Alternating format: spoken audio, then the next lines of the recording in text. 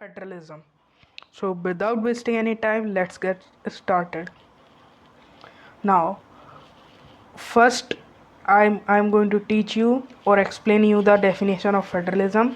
Federalism means that the division of power between central government and smaller state और local units. जैसे कि हमारे India में power share होती है और वो भी डिफरेंट लेवल्स के अंदर, जैसे हमने जो पढ़ा था फॉर्म्स ऑफ पावर शेयरिंग में कि when power is shared among different levels of the government, उसमें हमने पढ़ा था कि एक सेंट्रल अथॉरिटी होती है और बहुत सारी कॉन्स्टिट्यूएंट यूनिट्स होती हैं, जैसे कि central government, state government and local government. उसी तरीके से उसी को फेडरलिज्म कहते हैं। समझ में आया? जैसे the division of power between central government, फिर उसके बाद स्टेट गवर्नमेंट के बीच में पावर शेयर हो, फिर उसके बाद लोकल गवर्नमेंट के बीच में पावर शेयर हो, उसे हम फेडरलिज्म कहते हैं। नाउ ये दिया गया है। अब कोई कंट्री फेडरल कंट्री है तो उसके फेडरलिज्म के कुछ फीचर्स दिए गए हैं, लेकिन उससे पहले फेडरलिज्म में क्या होता है, फेडरलिज्म में more than one level of government होती है। जैसे कि अगर जैसे एक ही सेंट्रल गवर्नमेंट होगी और स्टेट गवर्नमेंट या लोकल गवर्नमेंट नहीं होगी तो पावर शेयर नहीं होगी। वैसा ही होता है यूनिटरी गवर्नमेंट में, जहाँ यूनिटरी गवर्नमेंट में सिंगल लेवल होता है, ऑल पावर सेंट्रलाइज्ड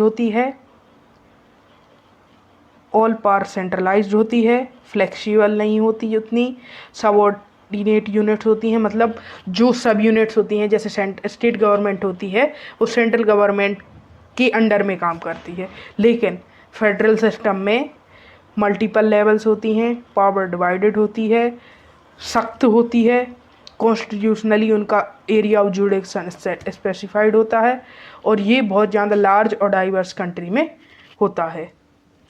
नाउ अब हम फीचर्स पढ़ते हैं फेडरलिज्म के।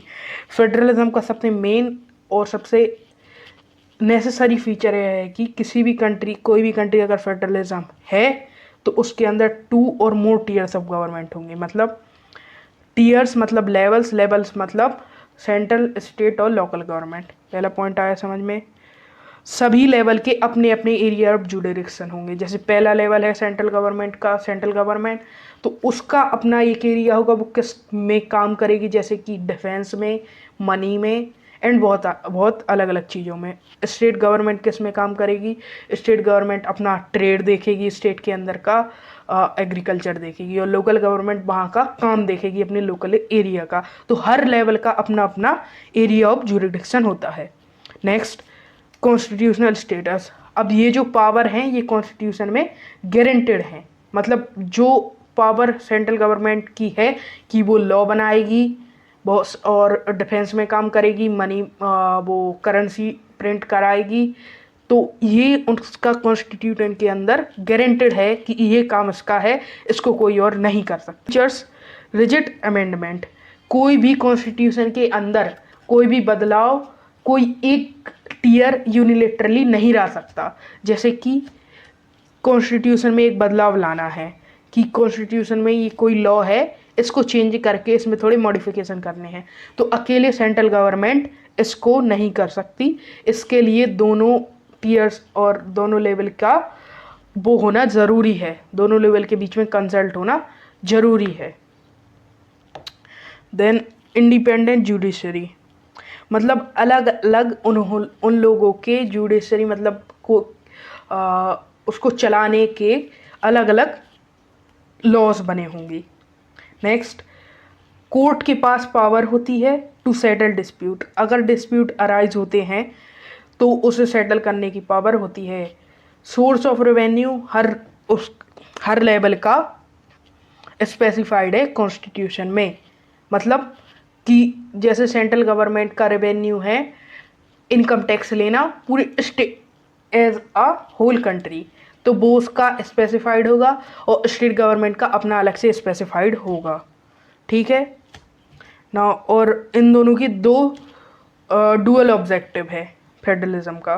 एक तो safeguard and promote unity of the country, मतलब कंट्री को अच्छे से सेफगार्ड करना और कंट्री की यूनिटी को बढ़ावा देना, और जो जो डाइवर्सिटी है, जैसी बेल्जियम में डाइवर्सिटी थी, और डाइवर्सिटी तो श्रीलंका में भी थी, लेकिन बेल्जियम के लीडर्स ने इसे अकोमोडेट किया था, लेकिन श्रीलंकन लीडर ने इसे मेजोरिटेरियनिज्म की पॉलिसी इस्टेब्लिश कर दी थी, तो उन्होंने डाइवर्सिटी को अकोमोडेट नहीं किया था, इसलिए वहाँ पे सिविल वॉर हुआ था।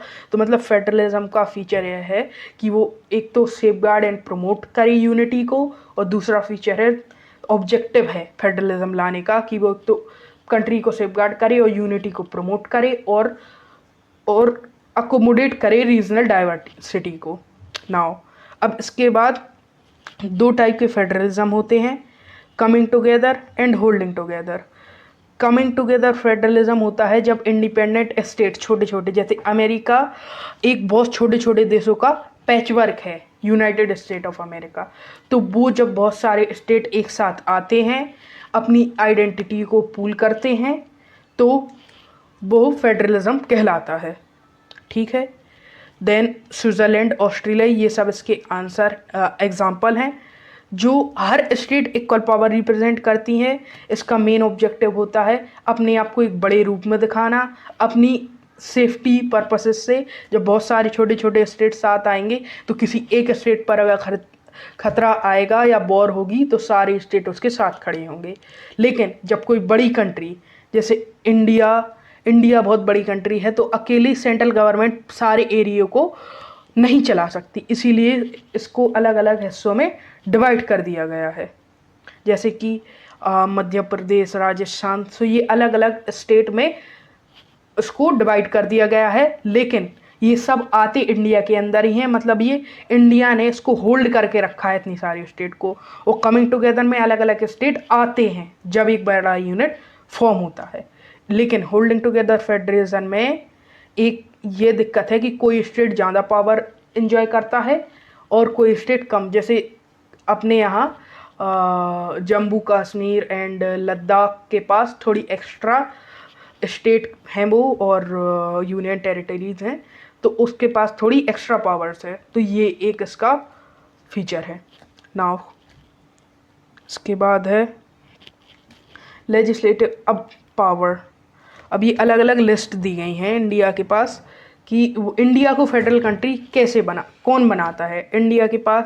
अब जैसे ये जो अपन ने 7 फीचर पढ़े, अब ये 7 फीचर्स अपन को इंडिया को फेडरल कंट्री कैसे बनाए, इंडिया एक फेडरल कंट्री है या नहीं, ये जानने के लिए अब अपन ने कार के फीचर पढ़ लिए। फॉर एग्जांपल कार के फीचर पढ़ लिए कि कार के 4 टायर होते हैं, एक हैंडल होता है, गेट होते हैं। अब वो अपन को किसी भी अपन को बताना है ये साइकिल कार है, तो अपन सबसे पहले देखेंगे इसके अंदर 4 टायर हैं, अगर हुए तो ये इसका एक क्राइटेरिया सेटिस्फाई कर जाएगा। ठीक है, तो इसका सबसे पहला क्राइटेरिया है कि 2 और मोर टियर ऑफ गवर्नमेंट है। हाँ है, सेंट्रल गवर्नमेंट है, स्टेट गवर्नमेंट है और लोकल गवर्नमेंट भी है। नाउ अब सबके अलग अलग डिस्टिंक्ट ज्यूरिसडिक्शन है। जो सेकंड पॉइंट पढ़ा था अपन ने, डिस्टिंक्ट ज्यूरिसडिक्शन, ये वाला ज्यूरिसडिक्शन, तो ये है देखो, union list, state list and concurrent list. Union list जो सेंट्रल गवर्नमेंट के पास होती है, defence and etcetera, and state list police, and concurrent list education, जिस पे दोनों गवर्नमेंट कंसेंट से लॉ बना सकती हैं। ये फिर इसके बाद है इंडिया के अंदर कोई भी लॉ में चेंज इंडिपेंडेंटली नहीं होता है।